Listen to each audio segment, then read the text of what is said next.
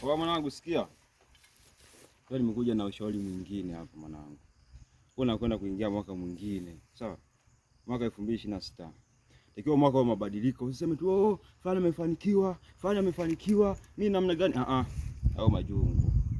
Leo nataka nikupe njia hizi 3 za mafanikio.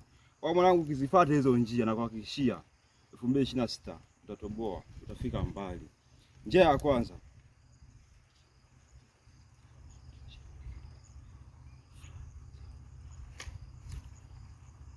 njia ya pili,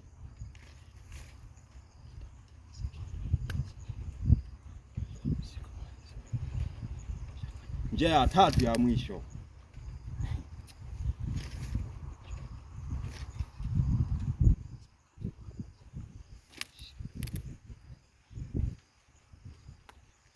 Kwa mwanangu, ushauri wangu ni huo. Ukizifuata hizo njia, I say, utafika mbali.